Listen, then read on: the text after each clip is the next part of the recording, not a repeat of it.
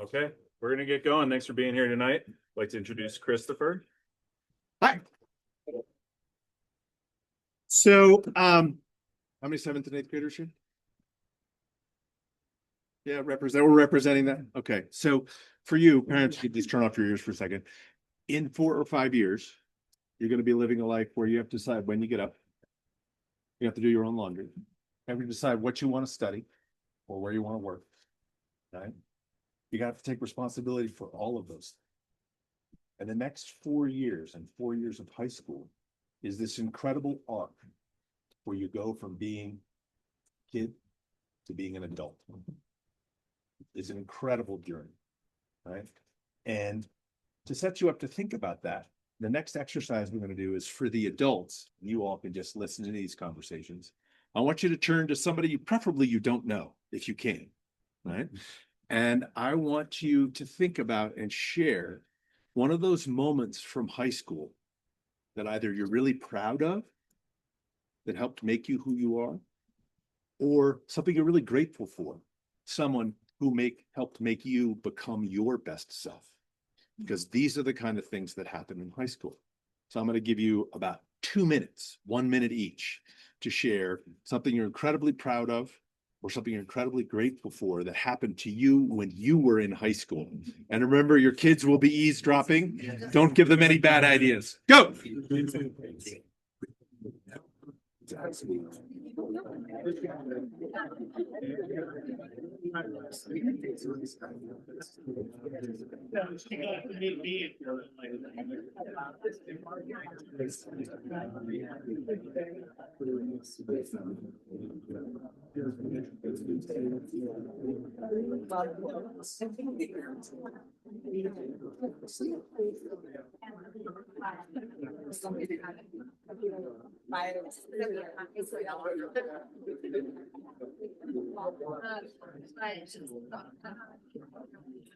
Switch if you haven't switched.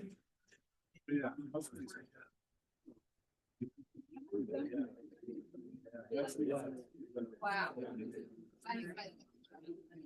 Nice. So yeah, like yeah.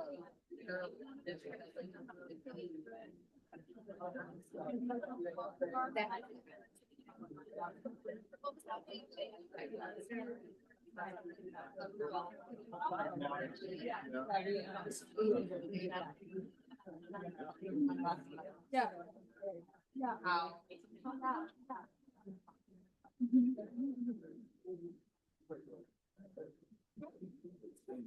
We're definitely not going to hear all these stories, but I'm somebody who wants to share one, or maybe two. I would love to hear it. Something you were proud of, or you just heard somebody say that you were impressed by. Either way. Wow. Wow, that Makes it sound way different than it is. yeah. No, just let it be that. That's fine. Anything else?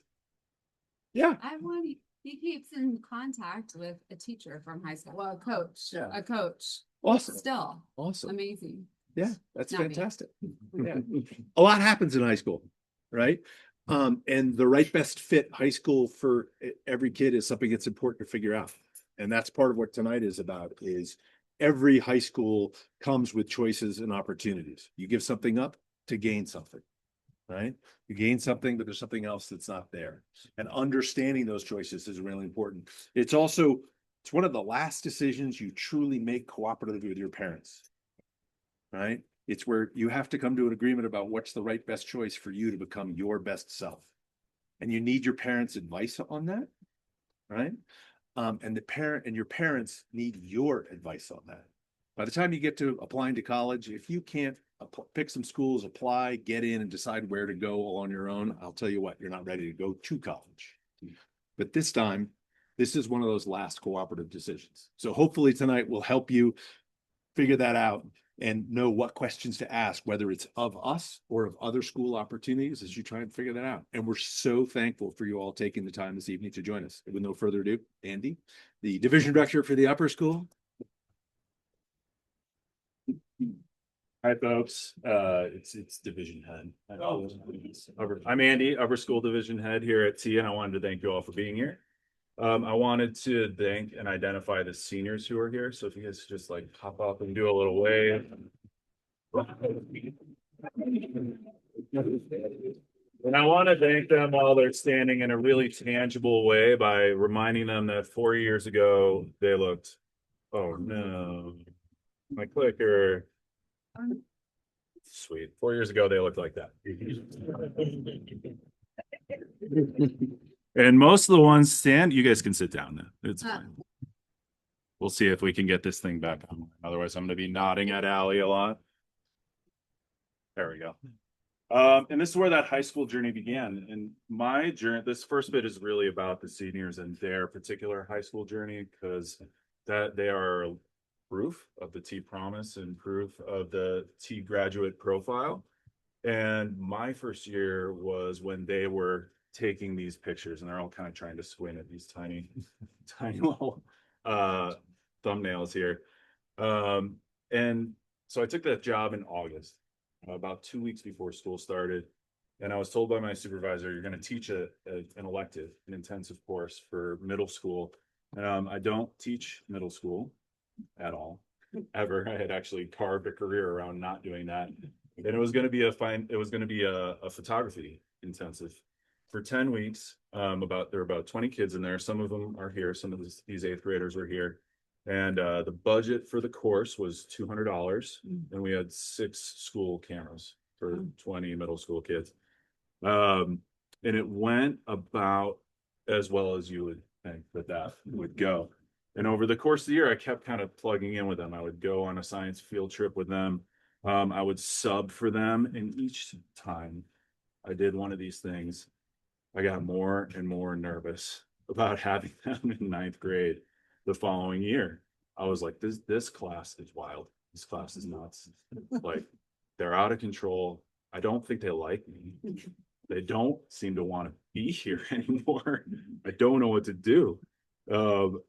I didn't think they were ready for high school. And I spent the summer fretting about it. Because my narrative was always like, wait till they get to me in 9th grade. They'll not be ready for that. No way will they be ready for that. And the thing that you forget, I think for me, it was like nerves, new school, new kids, all this stuff. The thing you forget that you don't remember till they show up and we meet outside on the first day of 9th grade, is they always grow up. They always grow up between 8th and 9th grade. And the group that walks in the door in 9th grade is unrecognizable from the group that you sent off the year before in 8th grade. And they did great at it. They did great in biology. They crushed it in chemistry the next year too. And they gave me the framework to raise the ceiling on rigor for them over the years. Like, biology was harder than it was the year before because they were in there. Chemistry is harder the year than it was before, and the year before that, because they were in there. And they showed me what it meant, like what you can get out of that T education if you start building it over time, and how I could leverage that and level that. And their fieldwork journeys were no less exceptional because of their readiness for it. So from Bears Ears to Chicago, DC, Rio Grande, Costa Rica, Grand Canyon, and then finally this fall, Belize, that was their expeditionary trajectory. And 5 of the 7 expeditions that they went through, we're still running, improving, and iterating on, because they've been excellent expeditions that they helped set the way for. These expeditions modeled the reintegration of deep curriculum into our expeditionary model, then back into crew, now spreading out and across all the things we do. And all of our expeditions are designed to meet that, so that we can push kids academically. They'll tell you that we push them physically as well, socially, and globally. So in all these ways, we really care about the curricula and the itineraries that support our values, which you can read over here on the board. I thought they'd be closer to me. I might have to get up and read them at some point. The values that guide our decision-making process are all integrated into those curriculum. And the curriculum design is a funny thing. It's a complicated thing. It's this iterative process. And as a high school teacher, there's like, I won't say there's no way, but it's really hard to test how it's going without giving it a shot. So like, I can assess how well somebody's learned something that I expect them to learn. And that has some value, especially if I'm like an expert in the thing that I'm judging. There's value there. I can assess their skill development against like national tests, national assessments, there's value to that, especially if you care about that kind of assessment data. A lot of people do. I can ask them after they graduate, like, were you ready for college? And they can come back and tell me, and they do that often, and it feels great. Like, there's value in that for me as well. But at T, we have this real-time feedback loop, because the curriculum's anchored in our values, and we throw them in the deep end all the time. So every interaction they have with an expert, every time they have a new experience, we get feedback. Are they ready to understand, embrace, and analyze multiple perspectives? Has constructive adversity grown their like zone of discomfort? Are they like pushing themselves constantly, asking themselves that questions, taking risks? The positions that they're taking in discussions and position papers, when they're developing an essential answer, it reveals their value set. Are they starting to think about advocacy? Are they starting to be ready for leadership? Are they asking questions that are the real questions that we're trying to expose them to? And in Belize this fall, a really strange thing happened, kind of a wild thing. These are just, interlude. These are some of my favorite classrooms that I've worked with this group in. Journaling by the campfire, journaling by the Colorado River, doing their favorite team building helium pole out here in the desert, in a little hut, open air hut in Belize, learning about Mayan language and history. So in Belize, this crazy thing happened. We assigned a social studies project where they have to step into the role of an anthropologist. And we provided like acres of reading. You'll get a chance to look at it. It's that tall stack over there with the binder next to it, which they're still really happy about. Like each one got to choose a personalized area of focus. What do I actually care about? What am I studying? And we have this crazy itinerary. It's like cultural, archaeological, natural resources, every exposure point that we want. And we dialed in this slate of incredible and charismatic experts to immerse them with. And there's this one guy right here, Ernesto Saki, my leader. His book is over on the stack over there, who founded a village because people needed a village, and worked with the government to protect the jaguar sanctuary because they needed a leader that was embedded with the people who lived there so that the system would work. And he told the story for 90 minutes of his life. And during that story, that at the end, there's question and answer. And Elijah Sohn, if you don't know, is like a rocket scientist, not he's act like this is our resident rocket scientist. Asked him questions about the identity of being a Mopan Maya, what that means. Are you Belizean? What would you call yourself? What would you like me to call you in front of the whole group? I'm crying. Like I'm just Ernesto is crying because no student group had ever pushed him like that. And that flipped a switch for the other students. Switch flipped. All of a sudden, everything Hannah and I planned, not good enough. No, what we need to do instead is be anthropologists. And they just started pick off the guy, pick off the expert, pick off the host. That person's cooking, we're going to pick that person off. We're going to interview them. We're going to ask them for an interview. We're going to set up the phone. We're going to talk to them for half an hour. We're going to ask questions. We're going to drill down. And it was contagious. And this is evidence, right? This is the evidence of what we're going for here. Like, leaving Belize knowing no Belizean was safe from a T senior interviewing them made me really happy. And there's a step, I think, in the experiential cycle. As an experiential academy, it's important for us to think about this, that most guides, teachers, organizations forget or don't have time for. And that's the reflection step. It's the last step in the cycle. You plan a great expedition, everybody goes and learns. They did the pre-work, you come back, you high five, you go on with your life. Summer camp, let down, everything's right. No, not here. Here, this is the step that's the hardest of all. It's the one we focus on the most. Our experiences should generate momentum. And for our seniors in particular, they come right back from fall fieldwork.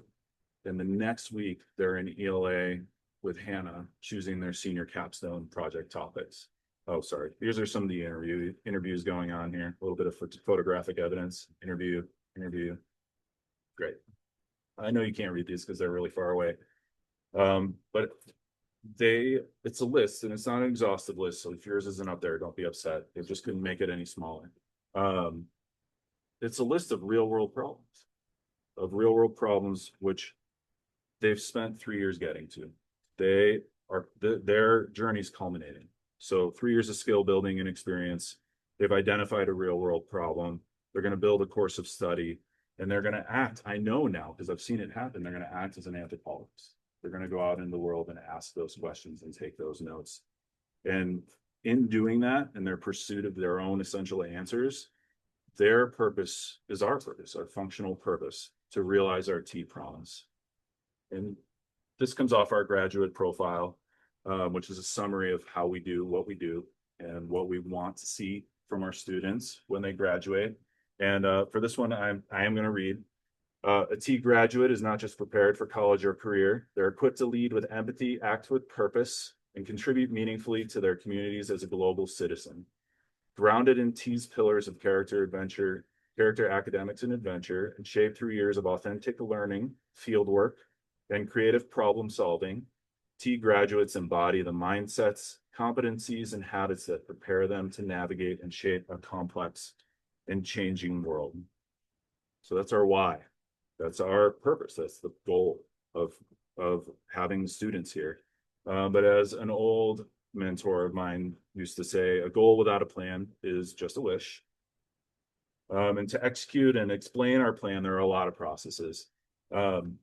This is a design framework that Jess and I gravitated towards as she was working on sort of our global design framework, how we make curriculum for T, how we build out all these modules. It's Harvard's Project Zero, Dimensions of Understanding, and it essentially gives us a way as a teacher, as a thinking protocol, to choose topics, choose our purposes clearly, state what is the purpose of this learning exercise, what's the knowledge that I need to provide my students with in order for them to execute the purpose that I'm getting after, what are the methods that I'm going to use that are going to most like activate that knowledge within students, and then what are the forms, what are the outcomes that the student's going to generate that I can assess, or which they can self-assess, or their peers can assess, or we can all assess this evening as we move around the room. And so we've spent a lot of time talking about purpose. So we know the purpose, we just saw it, it's the graduate profile. Our knowledge sets, you have an opportunity this evening and whenever you want to check them out. It's our scope and sequence. There's QR codes posted around the room. There's one right here. That links to the high school scope and sequence. Every course overview for each course that we have in all of our departments, including our integrated crew course overviews and some elective course overviews as well. And that tells a story. That is the knowledge set. What are we trying to teach? And each one of those documents breaks it all down. So we're really proud of it. We're proud of our rigorous high school scope and sequence. We think it's well organized. We think it's thoughtful, and we're sharing. So please, if you're curious, there's one copy of each thing on the grade room tables for later. But if you're like, I'm not going to stand there and read that, just scan and you'll have it for yourself. Okay. This year we've moved really hard into an integrated crew and fieldwork model. We're moving the academics that we teach in the field back into our advisory program, into our crew program, to make sure it has a home, to make sure it's deep, to make sure threads don't get lost, and to provide an anchor for the thing that is our priority. Our schedule reflects our priorities, and in this way, I feel really good about it. We've got full circle character education. It's on the back wall, or character traits there in every room. They're also on a lot of rubrics. Your students will tell you that they're seeing, especially from CCPR, collaboration, craftsmanship, responsibility, and perseverance. Those things show up and are graded and are reflected on and self-reflected on. And the last one I've got is trusted adults. This is a knowledge set, learning how to trust adults, working with folks that you can start to trust. Having a trusted adult is a major signal of a successful high school career, successful and safe environment. Our methods are wide, and I'm going long, so there are a lot of different tools that we use that are on display later on when we get to the TX book. Please feel free to walk around. I'm just going to highlight that of all these ideas, whether they're generating policy or writing a novel, like that stuff ends up in the hands of a policymaker, and we push our students in for their novel writing, their written work, to end up in the hands of a publisher. Our inquiry-based science learning, always pushing on habits of mind, teaching kids to think like a scientist. And what I really care about is that these projects are all about contextualization. We spend all this time out in the field. That only works if it's anchored by the knowledge that you're developing here through methods that allow you to hold it all together, to see full circle, define the end of that journey or the next step of that journey. And our forms, our outcomes, that's the kids. And those are the values. So in making all these decisions, in determining all this stuff, this is what we want them. We want them transforming adversity into growth. We want them advocating for an equitable world. We want them collaborating with partners in local and global communities and fostering positive change. And when all that's happening, we know it works. So how we built all this out, I'm going to hand over to our curriculum guru, since we're using fake titles today. Thank it. Hi, everyone. Nice to see you. I'm going to do the thing that I tell my students not to do, which is read small print off of a slide. And I'm going to do that right now. But basically, you know, Andy just really told you a lot about it. This is our model for our curriculum design work. We are with some magical unicorn teachers, educators in this room. Raise your hand if you're one of them. Yay. They are making this curriculum themselves. I don't know if you all are educators in the room, but if you know what that task is, it's enormous. It's not something that most schools are doing or asking of their teachers. And we're doing it on all of these levels, right? These are the goals that we have and that they have and that they're achieving. So it's profound to get to work with these folks, and they are day in, day out, night after night, thinking about this, working on this, thinking about every single individual kid in their class and how this matches up with their learning style. It's quite amazing. And I'm really honored to work with folks. Basically just here to say T is pretty cool. And the reason I came here after years and years and years of working at schools nationwide is that we are doing all the things that learning science tells us to do. Right? We are doing expeditionary learning. We're doing project-based learning in this world where we have AI. We're not focusing on memorization of content. We're focusing on why this all matters. And that's the kind of learning that our kids need as far as we know, right? We can't tell you the future, but we can tell you that much about the future. So we also care about it being integrated, that the learning crosses over. Hannah and I share a text for the 9th grade by the time we get to the Gila Wilderness, right? So they're learning in social sciences and ELA, and it's just overlapping and seamless like the real world. Then lastly, culturally responsive pedagogy. We actually, the students leave here knowing how to interact with cultures, like was said earlier, right? You understand how to engage anyone, anywhere, at any time in the world, right? Wherever you go. And I see nods from the seniors right now. So all of these things are designed to cultivate critical thinking, creative problem solving, and things that are transferable into life. My task coming here was, okay, how do we encapsulate this big giant idea, all these ideas, all these great ideas into something that we can follow as faculty and staff? So just a little peek behind the curtain here. We are using a framework we're just calling Expand for ease. It's bringing all those elements together. So it's really around the different things and habits of mind the students are doing and thinking as they go through any lesson here at T. So they will be exploring, right? Phenomena, questions, exploring the world around them. They will be then examining, not necessarily in this order, but how are they deeply examining something? Perspectives, patterns, evidence, depending on the subject. Prototype, practice. They're spending time actually iterating on models of things, trying one thing, trying it again. That's a part of the curricular model. And then they're applying their learning in real world contexts all the time, all over the place in different areas. The big one here with the constructive adversity is navigating complexity. Right? How do you get to, this is not a right and wrong answer kind of world. What is complex here? And how do I navigate that? Whether that's my own learning experience or the world around me, what does that mean? And then how do I get feedback on that process? And then lastly, we want them to be leaders. You know, how do they demonstrate their leadership? Can we see a demonstration of leadership? That becomes our true guidepost when it comes to grading and assessment is, are they demonstrating knowledge, leadership, performances that show their understanding? One more slide, I think. So why it works, pedagogical outcomes. Again, this is learning science. Basically, you want to align a student's motivation their cognitive experience, their metacognitive experience, to use the big education speak here.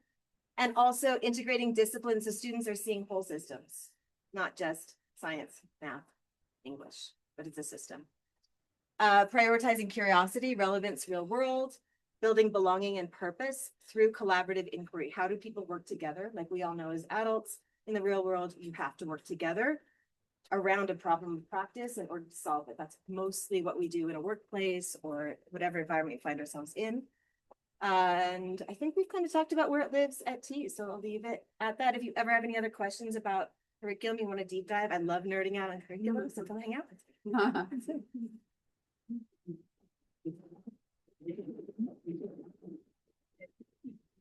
Use the clicker. So. Do this. It worked. Hi, I'm Katy. I am the high school academic policy coordinator. Also known as the person that helps your child move away once they graduate, whether you like it or not. Okay, so I'm gonna get right to it. I like numbers, I like data.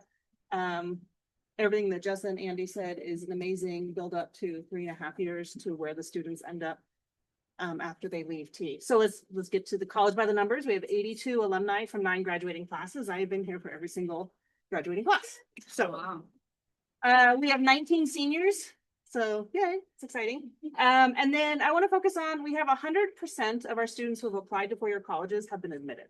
So let that sink in for a second. Every single student who wants to go to college is admitted from T. Okay. We do have, that's great. We do have some students every year, usually from every class. They're going to go to 2-year, they're going to do community college. They're going to do a gap year. They're going to go straight to work. So we want to honor all of that. But just also, this is one of the pathways. And so if they want to go to college, they can with T. I love this next one. 1250 is our SAT average for math and reading. Compared to the US, it's a 1060 for all US high schools, which is public and private. We're also beating the independent school number by 20 points. So for anybody who thinks our students can't take a standardized test, that is not true. Nice. We are beating the average. All right. 720 applications from 82 students have been submitted. 163 of those were submitted by this class of 19. Well, for November 1. Like it's still going. Yes, and we had to push because of Belize. And so that's what we do also is we make sure that we work the college program around the field work and we get the students prepared. And then finally, this last number is $7.9 million have been awarded to these students based on merit. Merit is without regard to whether you can pay or not pay. This is based on your extracurriculars. This is based on your grades. This is based on how you stand out in the applicant pool. With the 163 applications, I think we have about 30 to 36 acceptances already, and we have close to $1 million in merit from this case. Okay.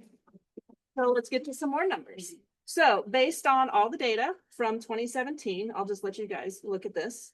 I picked some a snapshot of some schools with a 20% or less acceptance rate, and you can see the national acceptance rate and how we do. Okay. All right. You have to clap everything. That's great. All right. Okay. So one of the things that I want to point out about this, though, is that students really are self-aware when they get to this point in the college process. So much so that they're saying, this is where I'm applying, not asking me, where should I apply? And that is a really big difference, right? I've worked in different high schools, public, private, overseas, different states, and the students are just so nervous in the process that they need me to tell them where to apply to college. If you know T students, they're stubborn. They know what they want to do. So this is indicative of the examples and the types of colleges where students want to branch out and go to a big city. They want in-state tuition because maybe that's important to their family. They want to go to the mountains because they want to continue mountain biking or skiing, right? Our students know what they want and they are finding the fit. And that's one of the most important things that we focus on here too. All right, so where are they now? I did a lot of stalking online. So we have roughly 4 classes that have graduated from college and I think officially launched into adulthood. Multiple alumni are engineers working in pharmaceutical and water industries. Multiple alumni are in law school and grad school. They're working in film, video production, and we have a talent manager down in LA who's managing talent. We have fashion and designs professionals, alumni in finance, accounting, and a data intern for Mr. Beast, which is really cool. Yeah, multiple alumni are working and living abroad, getting married and raising families. I opened up Instagram the other day and one of the alumni just had the "she said yes" picture. And I was like, oh, that's so sweet, your son. And then one of our alumni is the actual CEO of Stanford Student Enterprises. So our kids are killing it. All right, so how did we get to all this success? At the very foundation of it is our rigorous requirements for graduation, which far exceed what you will find in the area. So credit requirements to graduate, a credit really just means a year. Okay, so we require 4 years of English, math, and science, 3 years of social studies, 2 years of a second language, the 2 years, and at least one of those 2 semesters is visual and performing arts. We have our senior capstone. In the past, it used to be a standalone credit. It is now embedded in Hannah's ELA class, and that is required for graduation. But we have the most rigorous requirements around. You can also see that we exceed the UC and CSU minimum requirements automatically. So our students are prepared for highly selective UCs and they don't even really know it. We're just forcing them to be prepared. So you can see here, math is only required 3 years, 2 years of science for the UCs and CSUs. Second language is equal. So we are really exceeding the area. Okay. If you look at other high schools, Incline and Truckee, you'll find that their diplomas generally require 2 to 3 years of math or 2 to 3 years of science. Okay. So when you come here, this is what you're doing. Your students are prepared automatically. All right, let's go to the next one. We finishing up. Academics, character, and adventure. Students are prepared for many outcomes. Like I said, direct to 4-year, 2-year, community college, and they are able to shine wherever they go because of the academics, character, and adventure. So academics, we have a rigor of curriculum, which we just talked about, but we also have an opportunity to customize your education. What that means is over 30%, a third of our high school students have taken at least one or more AP exam or Sierra College. Which seniors have taken at least an AP or Sierra College? Okay, there you go. So what does this mean? This demonstrates to colleges and of course to themselves that they're intellectually curious, they want to learn and explore more. We are a small school. We don't have 3 science classes you can take your junior year, okay? But we can help you figure out where you can source more academics, right? We also have had 4 students over the last few years successfully academically navigated a semester off of T. They did homestays in Chile, France, and schools in Bahamas, and then Patagonia and Idaho. So they were able to go away, and we said, we want you to come back. And this is how your experience is going to fit right back in. So it was a very seamless transition with their academics. So we encourage our students to get out there and go and do, okay? And then from the character and adventure piece, students have been developing who they are over the years at T through the classes, through their field work, through their daily interactions with students. They're showing grit, determination, self-awareness, and confidence in the post-high school planning process. And they are telling stories in their application, which supports the what else. So I won't go too much into college planning, but to get into highly selective institutions, it's more than just your numbers. It's the what else. Okay, and we talk about that. And we'll talk about how we structure the program. If you didn't listen to anything I said, this is the long story short. Flexibility of curriculum and choices allows students to pursue interests outside of the classroom. One-to-one high school planning and support can start as early as 9th grade. So as soon as you step onto campus, you can be like, Katy, I want to meet with you. Great, let's talk about a 4-year plan. Okay. I do multiple crew visits a year in grades 9 and 10. I've already met with every single crew in grades 9, 10, and 11. And I've also been at multiple town halls. So I'm available. Students know me. They know where I live in building 1. And I talk about the important things at the important time of the year. In the junior spring semester, I share a class with Hannah. I do college planning 1 day a week from February until the end of school. That is a lot of planning. So by the time they get to me in the senior fall college intensive, where I have them 3 days a week, they are done and they are ready to go. And everybody is applying on time and early. Okay. We do focus on fit, financial, academic, social, and whatever is important to your family. And we encourage self-reflection and we support our students' voice and choice. So again, the students are leading this process and we're supporting because they're young adults. So they need to lead this process. Finally, here's a real world example. So in college applications, many colleges have supplements.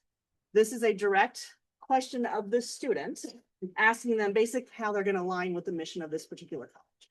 So this is a prompt that I found from one of our students this year. And I'm going to read you the prompt, and then I'm going to read out loud the response, and you can read it as well. Okay, and I just want you to absorb it. And this is going to show you how the fieldwork, the character, adventure, and academics are going to fit in. And so this might be what your student writes. So X College, as a Jesuit university, recognizes the dignity, uniqueness, and potential of each person. X education is student-centered and rooted in close collaboration among students, faculty, and staff. Kind of sounds like a team. Describe how you would contribute to our campus community as an actively engaged learner and leader. Specifically draw on your personal story, identity, experiences, strengths, and perspectives. Please use this space to write your answer. This is our student's answer. Since preschool, I have attended the same school, a place where community, adventure, and academics are inseparable. Our teachers are not simply instructors, they are mentors who change our lives in and out of the classroom. Each year, every grade embarks on fieldworks that challenge us to step beyond our comfort zones and learn beyond the classroom. From studying immigration on the Rio Grande to observing plantations in Costa Rica, I've learned that real education comes from experiences and connections. In high school, our fieldwork became international, taking us across borders, allowing us to experience new languages, cultures, and perspectives firsthand. At X, I will bring that spirit of curiosity and open-mindedness. Rooted in Jesuit values, I hope to contribute to a campus that celebrates each person's potential and dignity as I have celebrated my entire life. Whether it's through engaging in global studies discussions or participating in on-campus clubs, I will continue to learn through others while still offering my own perspectives. I grew up in a small town, but was fortunate enough to attend a school that fostered my curiosity and drive, teaching me to take advantage of and engage in every educational and social opportunity available. My educational background has also taught me to take initiative when no one else does, whether it's when I'm the translator in Costa Rica or at the front of the pack when hiking. X's mission to educate the whole person through community and compassion reflects exactly what I have preached and lived my entire life. I'm eager to continue my journey at X University, growing and contributing as a learner and a leader who believes in understanding others to create a stronger community.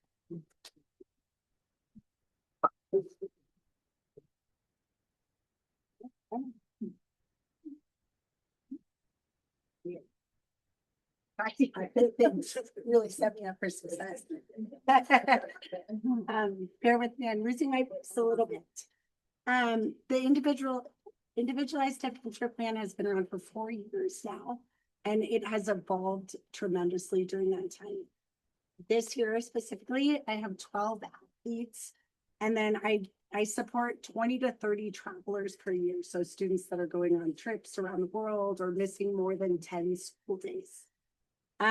Another thing that has evolved is supporting students that are looking for various pathways in terms of like elective credits. I got to work with my dear friend Avery this year, who had an internship at a design center, an interior design center, and we turned that into a credit bearing intensive course. So those are some of my favorite.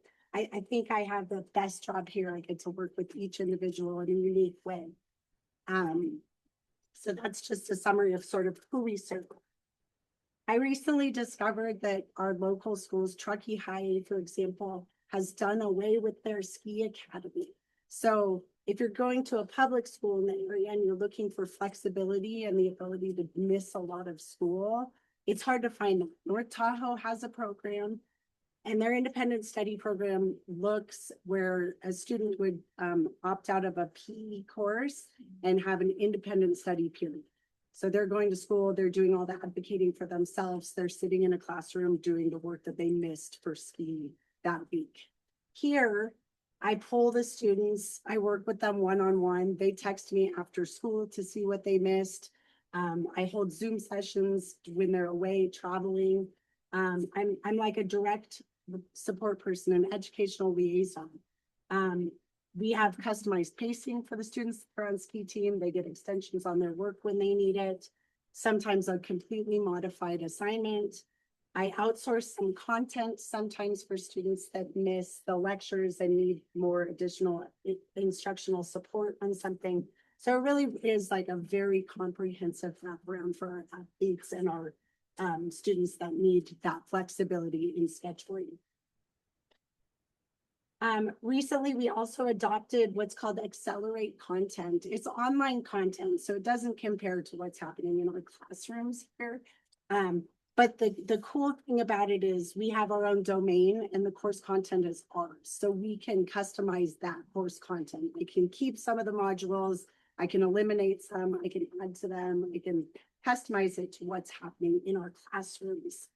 This has allowed my friends have got to take a summer civics class, so that relieved his schedule so that he can dedicate more time to skiing during the winter and not have to worry about that class during that season.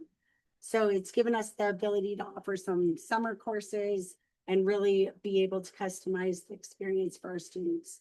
It also has a very comprehensive course catalog in terms of electives. So if we don't offer a certain course here, our students can look at that and it'll help them with some career pathway choices.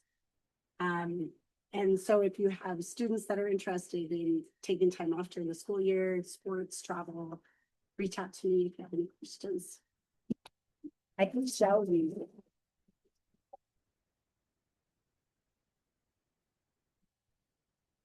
But there she is.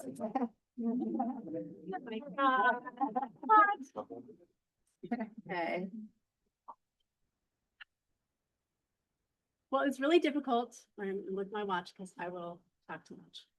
It's really difficult to try and decide what to focus on with why we chose to stay at T. Granted, we started, my oldest Jasper started as a kindergartner, and so it's here for 13, and Pierce was here for 15. And I remember, gosh, probably first or second grade, and the kids, Miss Melanie had put all the art in an oval, and the kids were walking around, and they were supposed to kind of share out what they were seeing, what they were experiencing. And the student that had done the art would have an opportunity to receive that feedback. And I remember just thinking about there was at such an early age, the students are encouraged to find their voice and use their voice and to really know who they are and believe in themselves. Also on the receiving end is, I think it's incredible how much feedback the students give to one another. They get from the teachers, and also are able to really to hear it and to understand that there's growth opportunity, not just criticism, that there's this collaboration that can happen and growth opportunities. And as I think about kind of what I experienced from my senior and also my sophomore in college, the kind of person that I see have come through T, and especially with the huge growth in the high school years, is just an incredible human being. Someone that, really is really courageous. They're really caring. They have just really great character, and they're really conscientious about how they move through the world. And I think that really stems from, what I think of as kind of like the garden of T, like the soil and the nutrient-rich soil, which is the values of the school, and it's the staff, it's the teachers, it's this value of the individual and seeing the student as a unique, powerful person and wanting to help them grow. And I think that constructive adversity is huge. I think life is full of challenges, and the only thing constant is change. And so by having these opportunities, again, I'm thinking of, our kids are in their crew and they're in their garden box, and the constructive adversity of wind comes through, or there's no rain for a while, and they have to figure out, how do we get through this? How do we push through this? And it's done together, collaboratively, with a trusted mentor and leader in that group. And they can practice, the act of reflection at their age is really powerful. To know that they've gone through it, and that, yeah, sure, maybe their leaves wilted a little bit, but that resilience that they gained from it, to push through it and to come back to a place to then grow some more is incredibly powerful to me. So the values and the nutrients and the opportunities to grow in safe ways. And what I see now is a lot of just really capable young adults, to the point that, that the amount of advocacy that I hear in my household is incredible. In a wonderful way. Pierce and I were live, kind of looking at some of the questions that were, early on about kind of the framing, and Pierce was like, well, you're not going to be talking about my experience. Like, that's my story to tell. I was like, oh my God, you're so right. My bad. Like, but I might talk about Jasper because he won't be here. I guess just a couple, I'm trying to figure out what else I wanted to share. Like, the advocacy that I see, and I got to see with Jasper, for example, a couple of quick examples. I think also, and initiative, problem solving. For example, he really wanted there was no art intensive at one point. And so he and a friend brought that to the attention of the school. I took the initiative, and they have an art intensive. The fact that there isn't excessive amounts of homework allows the students to really do that mile deep, inch wide, personal pursuits. So Jasper was able to be an assistant teacher in rock band, the younger students. He was an assistant teacher in art club. And then he also was able to, he was ahead in language. So he collaborated with the school, and he ended up pushing into the art classes in elementary school. And he's now gone on to college, and thinks that he will probably likely get a teaching certificate. And that feels really beautiful. There's so much I could share. It's creating these incredible human beings that know how to voice what they need and to set boundaries. I think it's incredibly powerful. And what I see is T students are able to kind of adult at, to me, what seems like a faster, more impressive level than I certainly felt I did in my age, or because of the pillars of the academics, the character, and the adventure altogether. I'm happy to share a million stories and thoughts later, but I want to share the stage.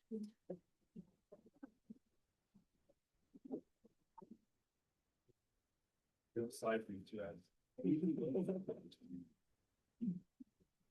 I got approval from at least one child. So I do have a third child. My husband and I, this is Cove over here. Our children went to Creekside for elementary school. We lived on the West Shore for almost 20 years, and we sought T out for high school. My background, I have a master's in science education and a lot of experience with outdoor ed. And so initially what drew us to the school was the experiences we knew the kids were going to have that I only got to have later in life through college trips and later when I was teaching. But that ability to learn things in the field in person was one of the first things that drew us to the school. Also, our children both had things outside of school that they were super passionate about. Our daughter was a ballet dancer and a musician. Zeb, who's the senior this year back there, he's a super competitive freeride skier, and we wanted them to be at a place where they weren't just students, where they were a whole person, and to have a school that really valued that. I think we've always said our main goal for raising our children were, we didn't want to raise a good student. We really just wanted to raise a good human. And I think all of the staff that have spoken, and Shelley too, you know, I think you understand what that means when you come to T. The focus of the education is fluid. They're adapting and bringing in all the latest methods to how best teach your children. And, you know, they're not just being taught how to regurgitate and then memorize and take tests. It's their creativity is valued. They're valued for who they are. So those are kind of what brought us here. Alaya, our daughter, was a super extrovert social butterfly. She was very concerned about, you know, having a normal high school experience, proms and football games and all of that. And she actually, her class when she graduated T had 9 students in it. And that became a non-issue for her. It's a small community we live in. The youth as a whole interact and hang out. She went to prom at North Tahoe. She went to football games. They don't miss out on that being here. You know, I don't think she would say that was an issue once she had graduated. I do think though, she's a student at the Berklee College of Music. She's in her junior year and doing really well out there. She's a songwriter and a multi-instrumentalist. But she had to learn how to function socially in a group of 9 kids that were all extremely different than her. And I think, you know, it's sort of like what you face in work or in a family. You can't always pick who you're with. But you have to learn how to respect and work with those people and appreciate what they bring to the table. And as she moved into her dorm freshman year, I think through communication with her, she was kind of surprised at the level of social maturity of most of the kids she was interacting with compared to what she was used to. You know, conflicts would arise and she would be like, well, let's talk about it. Tell me what, you know, tell me what the issue is. Let's work through this. And she found a lot of the students weren't capable of that. They just sort of wanted to move on and they weren't able to communicate in that way. So I feel like the social environment of T in that small classroom really develops, you know, the kids' ability to communicate. So, you know, that was a big takeaway for her. Zeb, I would say the benefit really for him, you know, he's been part of the IEP program with Emily. And one thing that he's mentioned is he doesn't feel he would ever have been able to take the level of academic classes that he's taken here being somewhere else because of the amount of time he spends training for skiing. So just as an example, as junior year, he took physics and calculus and Spanish 4, and he spent half the winter traveling all over the world. And, you know, through the coordination of the teachers and he was able to make that happen, which, you know, he has friends that he skis with that are in the ski academy at North Tahoe or, you know, have made things work with different online options. But the fact that he's been able to be at a school in a classroom, you know, going to Belize and kind of taking that level of academics is really pretty incredible. So I feel like those were kind of our big things. Oh, and I did want to mention the benefit of Katy and the college career counseling. Yeah, it's really an incredible aspect of the school as a parent to not have to, you know, walk your kids through the college application process and to know that's being handled on the highest level possible is absolutely incredible. Zeb's, you know, gotten into all the schools he's wanted to go to and but knows he has options for gap year and all of those things too. So but yeah, I would just say, you know, it's a small school, no school is perfect. But like Shelley said, the greatest thing we found is the ability that your students have to advocate for what they need and want here. You know, I liked it that as a parent, they didn't want my input as much as they valued my child's input. And that's what I wanted, you know, and I think because of that, my kids are, you know, able to communicate and advocate for themselves and they're doing really well. So hopefully we'll have one more high schooler in a couple years, but yeah, also free to help answer any questions or anything, but very happy.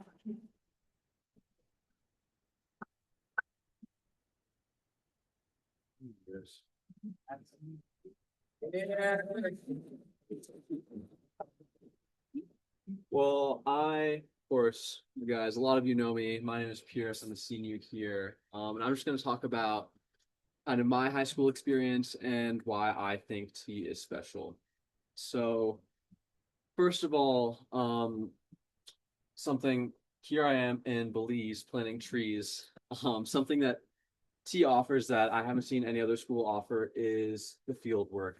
I've gotten to go to Belize, Costa Rica, the Grand Canyon, Washington, D.C., Chicago, among other places, to engage with real world problems hands on and also to get to know my teachers and my classmates better. And that I think has been a huge part of building character and something that I value a lot at this school. Speaking of teachers, you may notice that we have really small class sizes, which is something that I've personally been able to take advantage of and really enjoy at the school. I feel like you really get to create personal relationships with your teachers. They know how to best support you. They know how you work, how you function. They're always there whenever you need them, if it's during office hours, independently, in class. And I think that I'm getting the best quality of my education that I can be because of that relationship that I have with them. And also, I want to talk a little bit about something that's a little more specific to me, but that's athletics. I've been a part of T athletics for a long time, but more so seriously in high school. That's been cross country running, cross country skiing, and a little bit of track. But T has also allowed me to take athletics to the next level. I compete as a cross country skier on the national level, but that also comes with a lot of training and traveling. I miss a lot of school.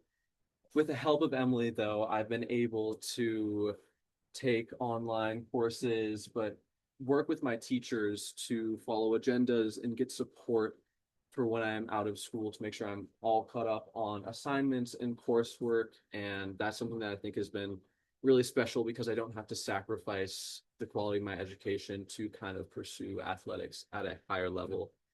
So, kind of just to wrap things up, it's been the experiences that T have given me that I don't think you can find anywhere else.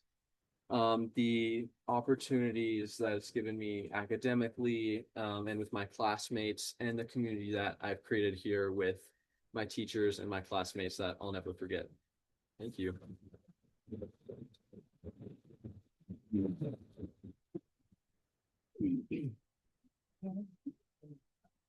Hi, my name's Anna.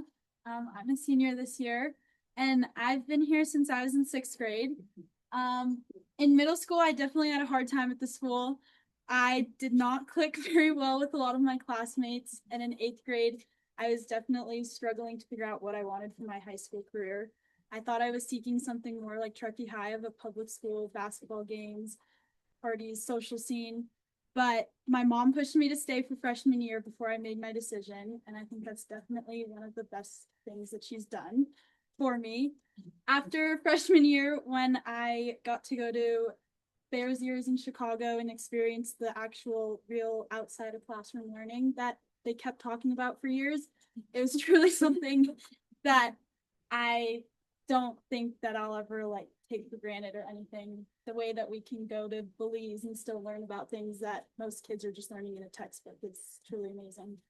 Outside of school, I'm a competitive show jumper with horses, and that takes me all around the state and sometimes out of state. And last year I was given the opportunity to do an internship on the coast of California. So the last 2-ish months of school, I got to live on the coast of California and work with Emily in the IAP program and do all of my classes online. And I think that I wouldn't have been able to do that without this school and having that connection that I have with my teachers to do the classes, and the close-knit relationship that I have with everyone truly made that possible. So, thank you.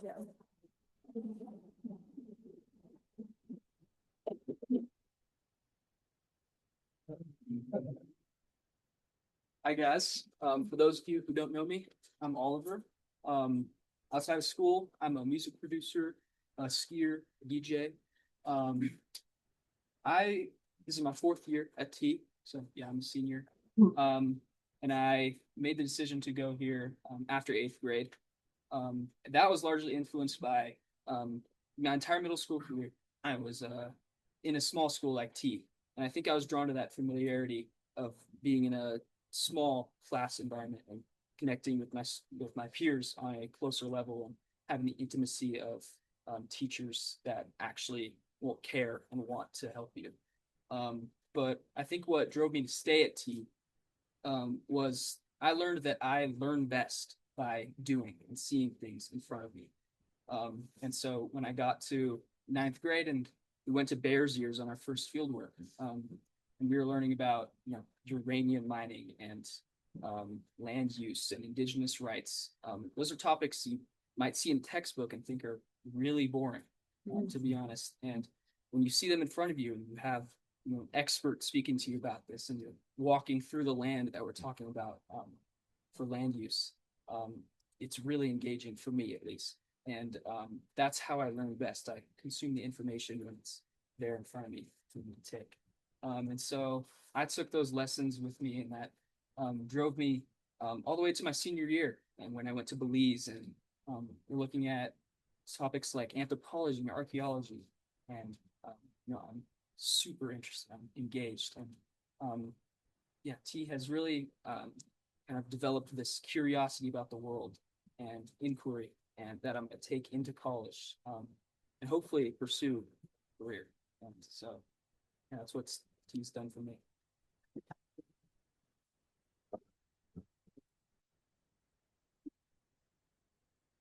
Thank you, students. Thank you, parents. Thank you all.